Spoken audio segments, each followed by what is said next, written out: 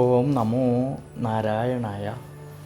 ഹരിപ്രിയ അസ്ട്രോവിഷൻ ചാനലിലേക്ക് എല്ലാവർക്കും സ്വാഗതം. ആദ്യമായിട്ടാണ് നമ്മുടെ വീഡിയോ കാണുന്നതെങ്കിൽ സബ്സ്ക്രൈബ് ചെയ്യുവാനും ഷെയർ ചെയ്യുവാനും മറക്കരുത്. കൂടാതെ ജാതക സംബന്ധമായിട്ട് എന്തെങ്കിലും സംശയം തോന്നുന്ന പക്ഷം എൻ്റെ ഈ വാട്സപ്പ് നമ്പറിൽ ബന്ധപ്പെട്ടോളൂ.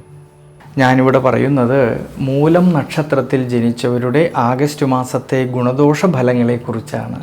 വളരെയധികം ശ്രദ്ധയോടുകൂടി വളരെയധികം ഈശ്വരാനുഗ്രഹത്തോടു കൂടിയിട്ട് മുന്നോട്ട് പോകേണ്ടുന്നതായിട്ടുള്ളൊരു സമയമാണ് ഈ ആഗസ്റ്റ് മാസത്തിൽ.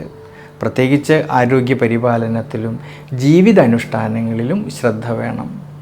കാരണം ജന്മരാശ്യാധിപനായിരിക്കുന്ന സർവേശ്വരകാരകനായിരിക്കുന്ന വ്യാഴം അഷ്ടമഭാവത്തിൽ നിൽക്കുന്നതുകൊണ്ടും സുഖസ്ഥാനമായിരിക്കുന്ന 4-ാം ഭാവത്തിലാണെങ്കിൽ കണ്ടകശനിയിലൂടെ സഞ്ചരിക്കുന്ന ശനീശ്വരൻ്റെ സാന്നിധ്യം നിലനിൽക്കുന്നതുകൊണ്ട് യാത്രകളിലും ഡ്രൈവിങ്ങിലും ശ്രദ്ധിക്കണം. പ്രത്യേകിച്ച് വീഴ്ചകളോ ക്ഷതങ്ങളും വരാതെ ശ്രദ്ധിക്കേണ്ട സമയമാണ് ഈ ആഗസ്റ്റ് മാസത്തിൽ.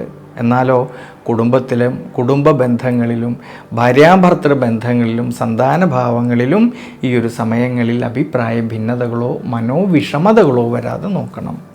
വിദ്യാർത്ഥികൾക്കാണെങ്കിലും പഠന സംബന്ധമായിട്ട് അലസത വരാതെ ക്ഷീണം വരാതെ ശ്രദ്ധിക്കണം. അതുകൊണ്ട് കഠിനാധ്വാനം ചെയ്തു പഠിക്കുന്ന കാര്യങ്ങളിലേക്ക് കൂടുതലും ശ്രദ്ധ വേണ്ടുന്നതായിട്ടുള്ളൊരു സമയം കൂടിയാണ് ഈ ആഗസ്റ്റ് മാസത്തിൽ.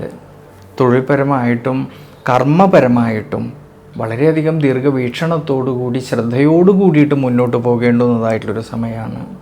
നിവൃത്തിനാഥനും കർമാധിപനുമായിരിക്കുന്നതായ ബുധനാണെങ്കിൽ ആഗസ്റ്റ് മാസം 22-ാം തീയതി വരെ അഷ്ടമഭാവത്തിൽ നിൽക്കുന്നതുകൊണ്ടും കണ്ടകശനിയായിട്ട് നിൽക്കുന്ന ശനീശ്വരൻ്റേതായ ദൃഷ്ടി കർമ്മസ്ഥാനത്തേക്ക് വരുന്നത് കൊണ്ട് കർമ്മസംബന്ധമായിട്ട് തൻ്റെ കൂടെ നിൽക്കുന്ന അധികാരികളുമായിട്ടോ സഹായികളുമായിട്ടോ അഭിപ്രായ ഭിന്നതകളോ മനോവിഷമതകളോ വരാതെ ശ്രദ്ധിക്കണം.